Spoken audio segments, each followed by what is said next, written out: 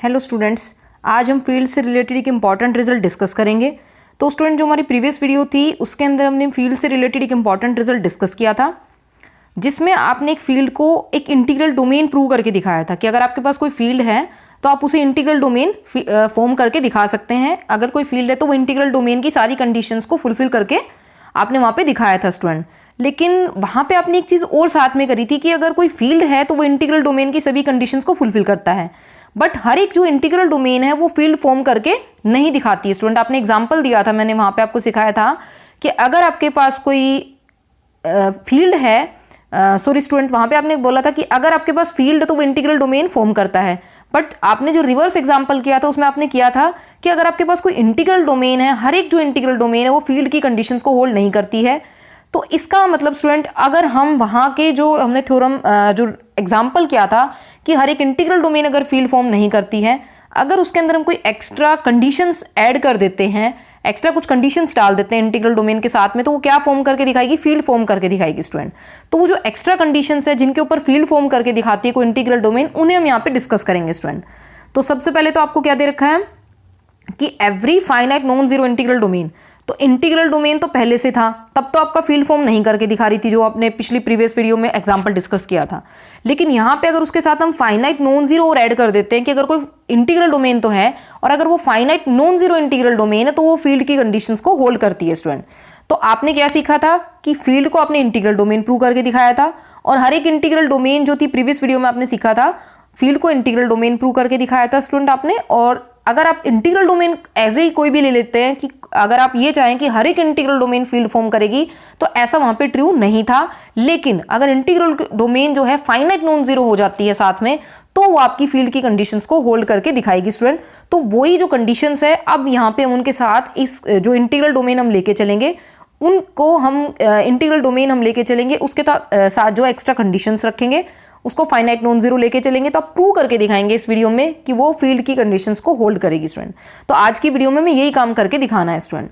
तो सबसे पहले हम प्रूफ स्टार्ट करते हैं। तो प्रूफ में है स्टूडेंट आपके पास लेट एफ, जो आपको कलेक्शन दे रखा है, be a finite non zero integral domain. सबसे पहले जो आपको गिवन है आपने वो सबसे पहले लिखना होता है कि एफ आपका कोई finite non zero integral domain है।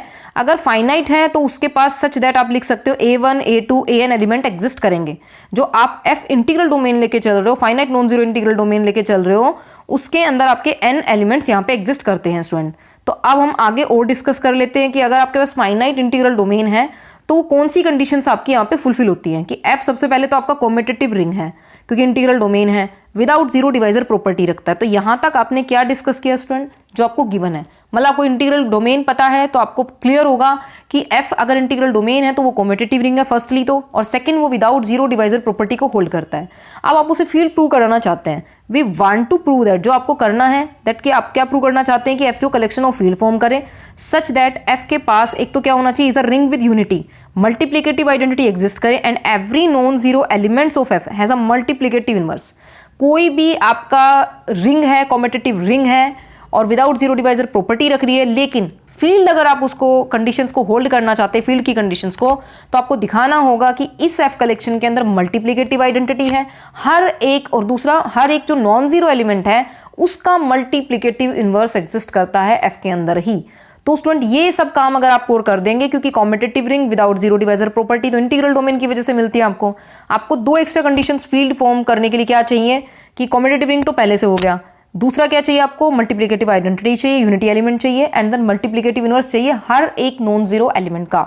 अगर ये सब कुछ होल्ड हो जाएगा तो आपका जो एफ इंटीग्रल, जो finite non zero integral domain है, वो आपका फील्ड फॉर्म करके दिखाएगा स्टूडेंट। तो स्टूडेंट, जो आपको गिवन कंडीशंस थी वो आप लिख चुके हों। तो अब आपको अपने प्रूफ को अगर आगे बढ़ाना है तो हम क्या करते हैं, जो गिवन कंडीशंस हैं उनको यूज़ करेंगे और तब आप अपने प्रूफ की तरफ आगे बढ़ेंगे स्टूडेंट। तो आपने एफ में से, यानी कि जो इंटीग्रल डोमेन है उसमें से कोई नॉन जीरो एलिमेंट ले लिया है, ए आप कोई एफ में से कोई लेके चलो एलिमेंट इंटीग्रल डोमेन में से, और आपने क्या कह दिया है कि ए आपका नॉन जीरो एलिमेंट है स्टूडेंट। तो स्टूडेंट, अब आपने आगे क्या डिस्कस किया कि ए को आपने एफ के ही मेंबर्स के साथ कंपोज कर दिया, इंटीग्रल डोमेन के ही मेंबर्स के साथ कंपोज कर दिया है। तो आप कहाँ तक पहुँचे, ए को कंपोज किया A1 के साथ, A2 के साथ, AN के साथ, जो कि आपके एफ इंटीग्रल डोमेन के एलिमेंट्स थे, आपने n एलिमेंट्स लिए थे। अच्छा स्टूडेंट, ये भी एफ का एलिमेंट है, ये भी एफ का एलिमेंट है। आपको पता है कोई इंटीग्रल डोमेन है और स्टूडेंट आपको पता है इंटीग्रल डोमेन है, finite non zero integral domain जो आप लेके चले हो पहले से रिंग फॉर्म करती है, और रिंग अगर कोई कलेक्शन फॉर्म करता है स्टूडेंट तो आपको पता है क्लोजर प्रॉपर्टी उसके अंदर होल्ड करती है मल्टीप्लिकेशन के रिस्पेक्ट में। आपको पता है वो सेमी ग्रुप होता है मल्टीप्लिकेशन के लिए। तो आपको पता है दो एलिमेंट्स अगर आप कोई भी मल्टीप्लाई करोगे तो वो आपके अगेन एफ में ही जाएंगे, क्योंकि वो इंटीग्रल डोमेन है, वो रिंग की जो कंडीशंस हैं उनको होल्ड करती है स्टूडेंट पहले से। तो इसका मतलब दो एलिमेंट कहीं से भी आपने इंटीग्रल डोमेन के जो आप एफ लेके चले हो मल्टीप्लाई करोगे तो वो अगेन किसके एलिमेंट्स होंगे, एफ के ही एलिमेंट्स होंगे, are all in F student. तो ये आपने यहाँ से लिखा है, सिर्फ आपने एफ जो है उसकी प्रॉपर्टीज अभी यूज करेंगे क्योंकि वो एक finite non zero integral domain है तो पहले से रिंग फॉर्म करती है स्टूडेंट, तब आप ये कंडीशंस यहाँ पे लिख सकते हो स्टूडेंट। अब आपको पता है स्टूडेंट कि आपने ये सारे के सारे एलिमेंट लिख लिए जो कि सारे के सारे किसके हैं, एफ के ही एलिमेंट है। ये स्टूडेंट हम लेके चलते हैं कि मान लीजिए इनमें से कोई दो एलिमेंट, अभी आपको पता नहीं है कि एलिमेंट इक्वल है या नहीं है, आप अज्यूम कर लेंगे यहाँ पे कि कोई दो एलिमेंट स्टूडेंट आपके क्या आते हैं, इक्वल आते हैं। लेट अस अज्यूम कि ए आई इज इक्वल्स टू ए जे किसी सफिक्स के लिए, और जो आपके सफिक्सेज हैं वो इक्वल नहीं है, कोई डिफरेंट एलिमेंट्स हैं आपके, अलग अलग एलिमेंट्स हैं, और आपने मान लिया, अज्यूम कर लिया कि ये दोनों आपस में कैसे इक्वल हैं। अच्छा स्टूडेंट, तो अब आप आगे डिस्कस करेंगे अपनी कंडीशंस को, सारी कंडीशंस को आपको यूज़ करना है। आपने क्या लिया स्टूडेंट, ए आई को ए जे के इक्वल लिया है, तो अब आप आगे यहाँ से क्या लिख सकते हैं, ए आई माइनस में ए जे, तो student which is equals to zero. तो यहाँ से आपने लिया ए को बाहर कॉमन लिया तो ए आई बचा अंदर, ए जे बचा अंदर, which is equals to zero. अब स्टूडेंट एफ जो है आपकी इंटीग्रल डोमेन है, तो आपको एक कंडीशन यहाँ से पता है कि अगर दो एलिमेंट एफ के अंदर मल्टीप्लाई करके अगर जीरो देते हैं, क्योंकि ये without zero divisor property hold करती है, F is without zero divisor property. तो स्टूडेंट आपको पता है यहाँ से कि अगर दो एलिमेंट मल्टीप्लाई करके जीरो देने हैं, first element and then second element multiply करके जीरो देने हैं, इसका मतलब आप लिख सकते हो, आपको पता है विदाउट जीरो डिवाइजर प्रॉपर्टी की जो कंडीशन होती है वो क्या होती है, आइदर या तो ए जीरो होगा, और आप यहाँ से स्टूडेंट क्या लिख सकते हो, ए आई माइनस में जो सेकंड एलिमेंट है a i minus a j is equals to zero. But student आपने एक कंडीशन पहले से ही लिखी थी कि ए जो आपका था वो नॉन जीरो एलिमेंट लिया था, शुरू में आपने बोल दिया था एफ कलेक्शन में से अगर आप कोई इंटीग्रल डोमेन में से कोई एलिमेंट ले रहे हो और आपने नॉन जीरो एलिमेंट लिया है, इसका मतलब आपकी जो सेकेंड स्टेटमेंट है ए आई माइनस में ए जे, वो स्टूडेंट आपकी किसके इक्वल आएगी, जीरो के इक्वल आएगी। तो यहाँ से एक चीज़ तो आपको यहाँ से क्लियर हो गई है, जो आपने इंटीग्रल डोमेन को यूज़ कर लिया है, a i is equals to ए जे आ जाते हैं स्टूडेंट, इसका मतलब जो आपके सफिक्सेस थे वो भी इक्वल आ जाएंगे स्टूडेंट। तो यहाँ से आप क्या लिख सकते हैं student, which is not true statement. पहली बात तो स्टूडेंट ये कि आपने जो A1 A2 element A1 A2 AN elements लिए थे एफ में से जो इंटीग्रल डोमेन था, विच इज़ नॉट ट्रू, ये आपने लिख लिया स्टूडेंट यहाँ से, तो वो n एलिमेंट्स थे, लेकिन यहाँ से आपने दिखा दिया कि दो एलिमेंट आपके क्या हो जाते हैं स्टूडेंट, इक्वल हो जाते हैं। इसका मतलब f के जो अंदर इंटीग्रल डोमेन जो है उसके अंदर n से कम एलिमेंट हो जाएंगे, जब दो एलिमेंट इक्वल आएंगे तो उसका जो ऑर्डर है n से कम हो जाएगा स्टूडेंट। और दूसरा ये कि यहाँ से आपने i is not equal to j लिया था स्टार्टिंग में, तो आपने देखा कि आपने जो मान के चला कि दो एलिमेंट इक्वल हैं f के, तो उससे क्या आ जाता है कि आपकी जो आगे आने वाली स्टेटमेंट है वो क्या आती हैं, ट्रू स्टेटमेंट नहीं आ रही है। एक तो आपका ये आ जाता है कि यहाँ से f के अंदर आपने n एलिमेंट्स लिए थे, n से कम एलिमेंट्स आ गए, f कंटेन्स n एलिमेंट्स था, शुरू में आपने बोला था। और दूसरा आपने i को नॉट इक्वल टू j लिया था स्टूडेंट। एक जो आपका कंट्राडिक्शन आता है वो यहाँ से आता है कि i को आपने क्या लिखा था student, not equal to j, तो यहाँ से आपके दो सफिक्सेस भी इक्वल आ गए हैं जो आपने नॉट इक्वल लिए थे। तो एक कंडीशन तो यहाँ से आ जाती है, और दूसरा आपने f में n एलिमेंट्स लिए थे, उससे कम एलिमेंट आ चुके हैं, यहाँ पे दो एलिमेंट इक्वल शो कर दिए स्टूडेंट आपने। तो जो ये रिजल्ट्स आपके पास आए हैं ये कैसे हैं, इसकी वजह से क्या आ जाता है, ये आपकी ट्रू स्टेटमेंट नहीं बनती है, क्योंकि दोनों ही स्टेटमेंट से आप फॉल्स रिजल्ट पे पहुंचते हो।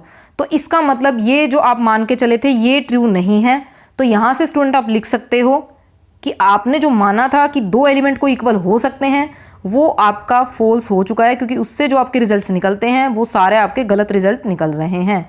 दस AA1 AA2 AAN ये जो एलिमेंट्स हैं स्टूडेंट आपके are distinct elements of F. कोई भी एलिमेंट आपस में इक्वल नहीं है, सारे के सारे एलिमेंट्स आपके इक्वल हैं स्टूडेंट, क्योंकि अगर आपने इक्वल लिया तो जो रिजल्ट आते हैं वो आपके फॉल्स रिजल्ट आते हैं।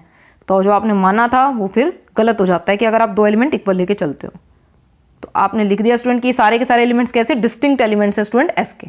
अच्छा स्टूडेंट, अब हम आगे डिस्कस कर लेते हैं कि सिंस आपने जो ए था वो एफ में से कोई एलिमेंट लिया था, इंटीग्रल डोमेन में से आपने कोई एलिमेंट लिया, एफ में से कोई एलिमेंट लिया, देयरफॉर स्टूडेंट क्योंकि एफ के एलिमेंट अभी आपने डिस्कस किए कि AA1 AA2 AAN distinct elements हैं एफ के, तो इसका मतलब आप लिख सकते हो क्योंकि ए एफ का ही एलिमेंट है, और जो AA1 AAN तक जो आपने एलिमेंट्स लिखे वो भी एफ के एलिमेंट है, तो इनमें से कोई ए जो है कोई ना कोई एक एलिमेंट इनमें से ही होगा स्टूडेंट, क्योंकि स्टूडेंट आप लिख चुके हो, क्योंकि इसमें n ही एलिमेंट्स हैं तो a जो होगा इनमें से किसी ना किसी एलिमेंट के इक्वल तो होगा, क्योंकि इसमें n यही डिस्टिंक्ट एलिमेंट हैं। तो स्टूडेंट अब हम आगे यहाँ से डिस्कस कर लेते हैं फॉर सम ai, क्योंकि इसके अंदर n ही एलिमेंट हैं तो स्टूडेंट आप यहाँ से लिख सकते हो कि किसी ना किसी एक एलिमेंट के ज़रूर इक्वल होगा स्टूडेंट। तो यहाँ से आपने क्या लिखा, a is equals to A आई और ए आई ए। ये स्टूडेंट आपने क्यों लिखा, क्योंकि f आपकी कैसी कॉम्पिटिटिव रिंग है स्टूडेंट। तो अगर आपके पास यहाँ पे स्पेस नहीं है तो आप यहाँ थोड़ा सा ऊपर करके यहाँ पे दिखा सकते हैं कि या तो आप क्या करते हैं, इसको नेक्स्ट पेज पे हम लिख देते हैं कि यहाँ पे स्टूडेंट स्पेस नहीं था आपके पास, क्या लिखोगे, बिकॉज f आपकी कैसी थी स्टूडेंट, a को आपने क्या लिखा था, ए आई तो लिख लिया, चलो ठीक है, वो तो आपने अपने रिजल्ट से लिख लिया कि आपको पता है उसमें n ही एलिमेंट्स है तो a जो है किसी ना किसी के इक्वल तो होगा। बट आपने ए आई ए क्यों लिखा, वो इसलिए लिखा क्योंकि f जो है आपका इंटीग्रल डोमेन जो आप लेके चले हो वो आपका कैसा कलेक्शन है, कॉम्पिटिटिव रिंग है, क्योंकि वो इंटीग्रल डोमेन है, finite non zero integral domain है। तो f is a competitive ring, तो इसलिए आपने स्टूडेंट यहाँ पे ऐसा लिख दिया है। तो स्टूडेंट यहाँ से जो आपने स्टेटमेंट लिखी ना ए आई है, इसको यूज़ करा और इसके इक्वल लिख दिया, क्योंकि कॉम्पिटिटिव रिंग है, इसका नंबर आपने 1 डाल के छोड़ दिया स्टूडेंट। अब हम आगे डिस्कस करते हैं। इसका मतलब स्टूडेंट आप ये लिख सकते हो कि अगर आपने यहाँ से देखिएगा स्टूडेंट, एक बार डिस्कस कर लेते हैं, a को ai से मल्टीप्लाई किया और ai को a से मल्टीप्लाई किया, यानी कि a को आपने एक एलिमेंट से मल्टीप्लाई किया, यहाँ पे मल्टीप्लाई किया, राइट साइड से किया, लेफ्ट साइड से किया, तो स्टूडेंट वापस आपका a आ जाता है। ये कब हो सकता है, इसका मतलब स्टूडेंट आप कब कर सकते हो ऐसा कि जब आप किसी एलिमेंट को किसी की आइडेंटिटी से मल्टीप्लाई करते हो। इसका मतलब स्टूडेंट अगर हम ai को अगर इसकी मल्टीप्लिकेटिव आइडेंटिटी दिखा दे तो आप ये दिखा सकते हैं कि फील्ड के अंदर मल्टीप्लिकेटिव आइडेंटिटी एग्जिस्ट करती है, और ऐसा तभी हो सकता है जब आप किसी को किसी की मल्टीप्लिकेटिव आइडेंटिटी से मल्टीप्लाई करते हैं स्टूडेंट। तो यहाँ से आपको क्या काम और करके दिखाना पड़ेगा कि ai इस a एलिमेंट की क्या है, मल्टीप्लिकेटिव आइडेंटिटी है, यूनिटी एलिमेंट है स्टूडेंट। तो अब आप ऐसा काम यहाँ से करके दिखा सकते हो स्टूडेंट। तो अब हमें क्या करना है वो हम लिख देते हैं, जो मैंने आपको यहाँ पे समझा दिया है, थोड़ा सा आपको क्लियर होना चाहिए। Now we shall show that ai is the multiplicative identity, यानी कि यूनिटी ऑफ f। कह नहीं सकते हम क्योंकि आपके पास गारंटी नहीं है कि है या नहीं है, जो आपको f कलेक्शन दे रखा है, तो आपको प्रूव करके दिखाना पड़ेगा ai आपकी मल्टीप्लिकेटिव आइडेंटिटी है स्टूडेंट। तो उसके लिए वो हम नेक्स्ट आगे अपना काम करना स्टार्ट करते हैं कि लेट जो f आप जो लेके चले हो उसमें से आपने कोई एलिमेंट ले लिया है, जो b एलिमेंट है f में से जो आपका नॉन जीरो इंटीग्रल डोमेन है, finite non zero integral domain है, बी एनी आर्बिट्रेरी एलिमेंट, कोई भी आपने आर्बिट्रेरी एलिमेंट ले लिया है स्टूडेंट। अगर स्टूडेंट मैंने f को कहीं भी गलती से अगर फील्ड बोल दिया है तो उस चीज़ पे आप थोड़ा ध्यान देना और उसको क्या करना, क्योंकि जब तक आप उसको फील्ड प्रूव नहीं कर पाए हैं तो उसे आप फील्ड वहाँ पे नहीं बोल सकते हैं, हमेशा क्या बोलेंगे, इंटीग्रल डोमेन ही बोलेंगे। तो स्टूडेंट इस चीज़ का आपको ध्यान रखना है, आप उसे कहीं भी फील्ड नहीं लिखेंगे और ना ही बोलेंगे, क्योंकि अभी आप उसे फील्ड प्रूव नहीं कर पाए हैं। उसको करने के लिए आप स्टेप्स लिख रहे हैं, अभी तो काम आपका चल रहा है। तो अगर मैंने गलती से कहीं यूज़ कर लिया है तो वो आपका गलती स्टेटमेंट होगी, वो आपको यूज़ नहीं करना है स्टूडेंट। अभी तक आपका f जो है इंटीग्रल डोमेन है। तो let b belonging to f be any arbitrary element आपने ले लिया। अब हमें क्या कंसीडर करना है स्टूडेंट कि नाउ, क्योंकि ये जो f है ना ये फील्ड का ही फर्स्ट लेटर हो जाता है, तो इसलिए हम गलती से अगर हमने प्रूव नहीं भी किया है तो हम इसको फील्ड बोल देते हैं कई बार गलती से, लेकिन ये गलती हमें नहीं करनी है, ध्यान रखना है इस चीज़ का, क्योंकि अभी तक आप इंटीग्रल डोमेन ही आपको दिया हुआ है उसमें। तो यहाँ से स्टूडेंट को पता है a की वैल्यू आपने क्या ली थी, a ai ली थी, और ये आपका कंपोज होता है किसके साथ, b के साथ। अगर अब हम आगे इसको करते हैं तो ये हो जाता है a ai और b, और यहाँ से क्या आ जाता है स्टूडेंट, किसके इक्वल आ जाता है, 0 के। अब स्टूडेंट आप यहाँ से जो आपका काम है वो करके दिखा रहे हैं लगातार। तो अब आप क्या लिख सकते हो स्टूडेंट, यहाँ से a लिया आपने विदाउट जो आउटसाइड ले लिया, यहाँ से बचा b, यहाँ से बचा आपका ai which is equals to 0 student. फिर से f आपका एक इंटीग्रल डोमेन है, वो क्या प्रॉपर्टी रखता है, विदाउट जीरो डिवाइजर प्रॉपर्टी रखता है। तो f इज, यहाँ से स्टूडेंट आप बोल सकते हो without zero divisor property, without zero divisor property. तो स्टूडेंट ये आप यहाँ से कर चुके हैं कि जो f आपका विदाउट जीरो डिवाइजर प्रॉपर्टी रखता है क्योंकि इंटीग्रल डोमेन है। तो यहाँ से स्टूडेंट आप क्या लिख सकते हो, either a is equals to 0, और यहाँ से स्टूडेंट आप लिखोगे either a is equals to 0, और क्या लिखोगे, ये दो एलिमेंट मल्टीप्लाई करके 0 दे रहे हैं तो इनमें से कोई ना कोई एक एलिमेंट 0 होगा। बट स्टूडेंट आप क्या कह के चले थे, फिर से वही आर्ग्यूमेंट आपको यूज़ करना पड़ रहा है कि a जो है वो नॉट इक्वल टू 0 था, इसके मतलब ये एलिमेंट जो होगा वो किसके इक्वल आएगा स्टूडेंट, आपका 0 के इक्वल आएगा। दूसरी स्टेटमेंट आपके यहाँ से इक्वल हो जाती है, यानी कि आप क्या लिख सकते हो, b minus ai b is equals to 0। इसका मतलब स्टूडेंट आप यहाँ से लिख सकते हो B is equals to A I B. इसका मतलब स्टूडेंट आप यहाँ से ये भी लिख सकते हो कि बी मल्टीप्लाई बाय ए आई, क्योंकि स्टूडेंट एफ आपका कॉम्यूटेटिव रिंग है, क्योंकि वो आपको इंटीग्रल डोमेन दे रखा है। F is a commutative ring. जो गिवन स्टेटमेंट है उसका बार बार हमने यूज करना है, तभी आप अपनी थ्योरम को प्रूव कर पाओगे स्टूडेंट। तो एफ आपका कॉम्यूटेटिव रिंग हो गया, तो इसका मतलब स्टूडेंट आप इसको इसके इक्वल लिख सकते हो। दूसरा स्टूडेंट आपने देखा ए आई को आपने बी से मल्टीप्लाई किया, लेफ्ट साइड से मल्टीप्लाई किया, राइट साइड से भी मल्टीप्लाई किया, तो आपका किसके इक्वल आता है? बी के इक्वल आ जाता है। ऐसा कब होता है? जब आप किसी को किसी की मल्टीप्लिकेटिव आइडेंटिटी से मल्टीप्लाई करते हो स्टूडेंट।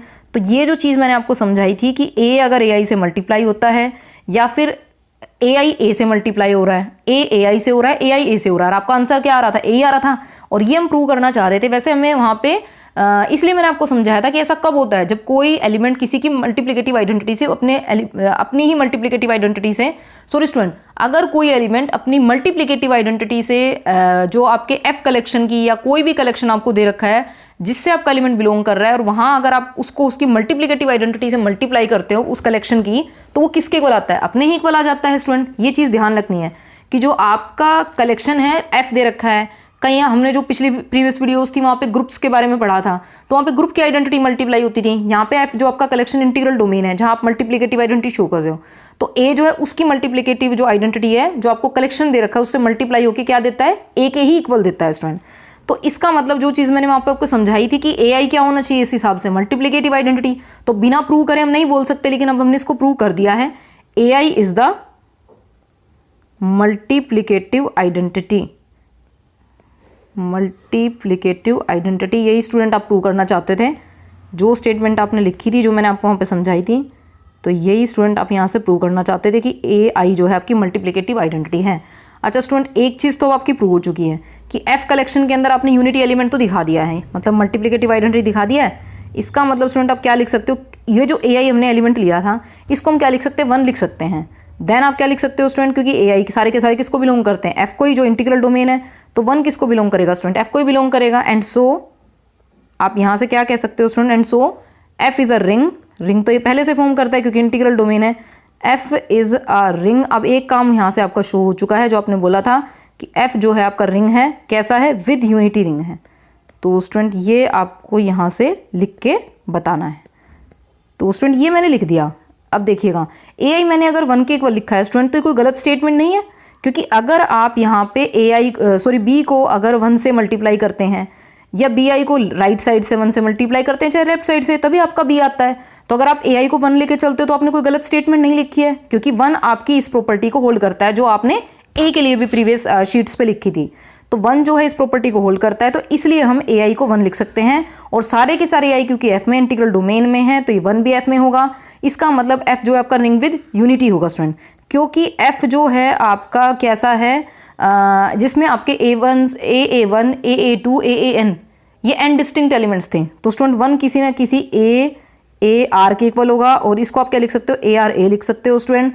तो यहाँ से स्टूडेंट आप क्या कह सकते हो फिर से, क्योंकि आपने ए आर को ए आर ए लिखा है, क्योंकि एफ आपका कैसा है? कॉम्यूटेटिव रिंग है स्टूडेंट। तो इसको यहाँ पे आप फिर से थोड़ा सा रफली, मेरे पास यहाँ पे स्पेस नहीं है, आप यहाँ पे लिख सकते हो कि एफ आपका क्या है? कॉम्यूटेटिव रिंग है। इसलिए क्योंकि 1 आपका AA1 AAN के बीच में से ही कोई ना कोई एक एलिमेंट होगा, क्योंकि इसमें डिस्टिंक्ट एलिमेंट आपने एफ में बोले थे इंटीग्रल डोमेन में। तो हमने लिख लिया कि किसी ना किसी आर के लिए, आप यहाँ पे स्पेस कम है ऊपर नीचे, तो हमने लिख दिया फॉर सम आर, किसी ना किसी आर के लिए 1 जो है इस एलिमेंट के इक्वल होगा। और ये एलिमेंट इसके इक्वल क्यों होगा? क्योंकि एफ जो है आपका इंटीग्रल डोमेन कॉम्यूटेटिव रिंग है, तो 1 इसमें से किसी ना किसी के इक्वल जरूर होगा स्टूडेंट। तो अब हम यहाँ से क्या लिख सकते हैं कि आपने क्या किया स्टूडेंट? 1 को किसके इक्वल लिखा? ए आर के, और यहाँ से ए आर के साथ किया, ए को मल्टीप्लाई किया, तब भी बना रहा है। यानी कि इस एलिमेंट को इससे मल्टीप्लाई किया, इस एलिमेंट को इससे मल्टीप्लाई किया, राइट साइड से भी लेफ्ट साइड से। अगर आपको मल्टीप्लिकेटिव आइडेंटिटी मिल रही है, इसका मतलब ये जो ए आर है, यहाँ पे स्टूडेंट आप क्या लिख सकते हो? जो आपका ए आर एलिमेंट है इज मल्टीप्लिकेटिव इनवर्स। यही स्टूडेंट आप प्रूव करना चाहते थे कि ए आपने कोई नॉन जीरो एलिमेंट लिया था स्टार्टिंग में ही।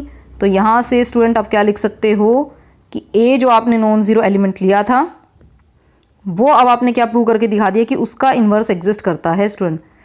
तो यहाँ से स्टूडेंट आप लिख सकते हो कि जो आपने नॉन ज़ीरो एलिमेंट लिया था उसका मल्टीप्लिकेटिव इन्वर्स एग्जिस्ट करता है स्टूडेंट। तो यही बस हमें यहाँ पे लिख के दिखाना है। तो ये स्टूडेंट मैंने यहाँ से कंप्लीट कर दिया है। जो आपने सिर्फ समझाया उसको सिर्फ मैं यहाँ पे लिख के दिखा रही हूँ, मल्टीप्लिकेटिव इनवर्स ऑफ ए। तो हर एक जो नॉन जीरो एलिमेंट है उसका मल्टीप्लिकेटिव इनवर्स स्टूडेंट यहाँ पे एग्जिस्ट करता है एफ कलेक्शन में। इसका मतलब आप क्या लिख सकते हो, और यहाँ पे आपको लिखना चाहिए था inverse of multiplicative inverse of a, और ए आपने कैसा लिया था, not equal to zero, non zero element था। A r is a multiplicative inverse of a. यहाँ तक कंप्लीट नहीं होता है, लेकिन ये आप भी आपको लिख के दिखाना है कि ए आर आपका नॉन जीरो एलिमेंट था, और नॉन जीरो एलिमेंट का ये आपको यहाँ पे इनवर्स प्रूव करके दिखाना था कि एफ कलेक्शन को बिलोंग करता है स्टूडेंट। तो स्टूडेंट आपको ये चीज़ यहाँ से क्लियर हो गई है कि जो अब तक आप एफ जिसको non finite non zero integral domain बोल रहे थे, अब आपको वो फील्ड फॉर्म कर चुका है स्टूडेंट, क्योंकि आपने यहाँ से ये कंडीशन भी होल्ड करके दिखा दी है कि ए को आपने किसी एलिमेंट से मल्टीप्लाई किया, लेफ्ट साइड से राइट साइड से आपको मल्टीप्लिकेटिव आइडेंटिटी मिलती है। तो ये जो एलिमेंट है ये इस एलिमेंट का क्या है, मल्टीप्लिकेटिव इनवर्स है नॉन जीरो एलिमेंट का स्टूडेंट। तो अब यहाँ से आप क्या डिस्कस कर सकते हो कि every non zero element of F has a multiplicative inverse. ये प्रॉपर्टी आपके यहाँ से शो हो गई है, मल्टीप्लिकेटिव आइडेंटिटी भी आप शो कर चुके हैं स्टूडेंट। हेंस एफ आपका क्या फॉर्म करता है, फील्ड फॉर्म करता है, जो अभी तक एक finite non zero integral domain था स्टूडेंट।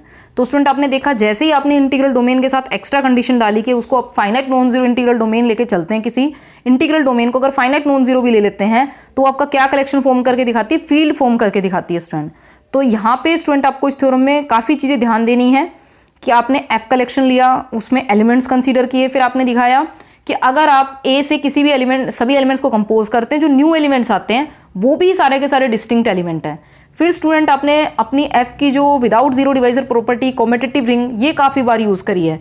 तो फिर आपने उन प्रॉपर्टीज़ को यूज़ करके दिखाया कि वन जो है आपकी मल्टीप्लिकेटिव आइडेंटिटी है, और मल्टीप्लिकेटिव आइडेंटिटी प्रूव करके ही आपने फिर दिखाया, क्योंकि पहले आइडेंटिटी एग्जिस्ट करती है मल्टीप्लिकेटिव आइडेंटिटी, देन आपने दिखाया कि मल्टीप्लिकेटिव इनवर्स भी हर एक नॉन जीरो एलिमेंट का एग्जिस्ट करता है। इसका मतलब एफ जो आपका कलेक्शन है वो फील्ड फॉर्म करके दिखाता है, जो अब तक एक finite non zero integral domain था स्टूडेंट। तो स्टूडेंट अगर मैंने इस थ्योरम को काफ़ी क्लियर करते हुए समझा, हर एक स्टेप्स पे आपको क्लियर किया है, जो भी मैंने रीजंस यूज़ किए हैं, फिर भी अगर आपको कोई डाउट रहता है तो आप कमेंट सेक्शन में पूछ सकते हैं। मैं आने वाली वीडियोज़ में भी इस तरह से इंपॉर्टेंट टॉपिक्स को डिस्कस करती रहूँगी। थैंक्स।